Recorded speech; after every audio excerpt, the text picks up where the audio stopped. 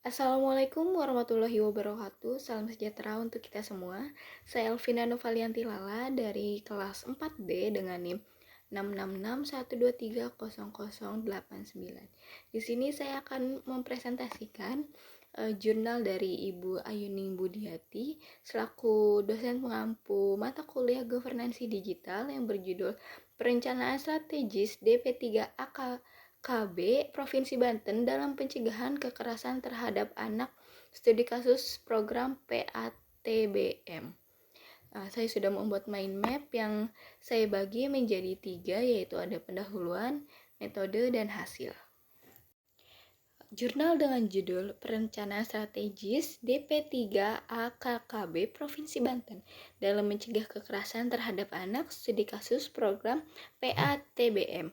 Jurnal ini ditulis oleh 3 orang, yaitu Peri Supriyatna, Ipa Emma Jumianti, dan Ibu Ayuning Budiati.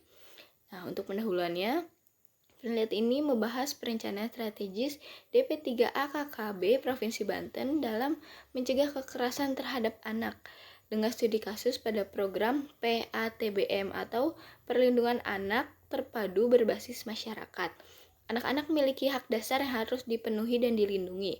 Tingginya angka kekerasan terhadap anak di Banten mendorong perlunya perencanaan yang strategis dan efektif. Lalu, DP3AKKB memiliki kewajiban untuk menyusun rencana strategis atau Renstra yang selaras dengan RPJMD 2017 hingga 2022 dan mengimplementasikan kebijakan perlindungan anak berbasis masyarakat atau PATBM. Namun, dalam pelaksanaannya masih ditemukan berbagai kendala, seperti minimnya fasilitas layanan korban, ketidaksesuaian perencanaan dengan visi misi gubernur, dan kurangnya koordinasi lintas sektor, serta lemahnya pemantauan dan evaluasi program. Lalu untuk metode, penelitian ini menggunakan pendekatan kualitatif dengan metode deskriptif, teknik pengumpulan data melalui observasi, wawancara, dan dokumentasi. Keabsahan data diuji melalui triangulasi sumber dan member check. Analisis data mengacu pada teori perencanaan strategis menurut Michelle Allison dan Judge Kay yang mencakup 5 tahapan. Yang pertama ada pra-persiapan, yang kedua ada mempertegas visi dan misi, yang ketiga menilai lingkungan internal dan eksternal, lalu yang keempat menyepakati prioritas, lalu yang kelima yaitu memantau dan mengevaluasi. Lalu untuk hasilnya, hasil penelitian mengenai program strategis DP3AKKB Provinsi Banten dalam pencegahan kekerasan terhadap anak menunjukkan bahwa implementasi program khususnya PATBM masih menghadapi berbagai hambatan di lapangan. Berdasarkan teori Michelle Allison and Jude Kay, perencanaan strategisnya itu mencakup 5 tahapan yang sudah disebutkan tadi, dan tiap tahapan akan dianalisis sebagai berikut. Yang pertama itu ada pra-persiapan. Tahap awal perencanaan diwarnai dengan tidak sesuaian antara usulan program dari kabupaten atau kota dengan realitas di lapangan. Beberapa daerah mengusulkan bantuan yang tidak memungkinkan secara teknis dan juga administratif, seperti pemerintahan kendaraan yang harusnya bersumber dari hibah. Selain itu, proses perencanaan juga terkendala oleh kurangnya sumber daya manusia yang kompeten. Banyak pegawai yang terlibat dalam penyusunan rencana berasal dari hasil mutasi antar dinas yang belum memahami tugas serta rencana secara optimal. Keterbatasan ini diperparah dengan minimnya jumlah ASN fungsional pelaksana di tiap subbagian. Lalu yang kedua itu mempertegas visi dan misi. Visi dan misi yang digunakan dalam perencanaan ini belum secara spesifik mengarah ke perlindungan anak.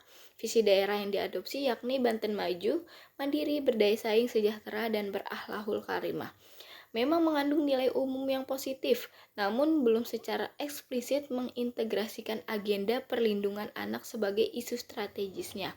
Hal ini tuh menyebabkan strategi yang dirumuskan kurang fokus dan gak sepenuhnya relevan dengan tujuan dari PATBM tersebut.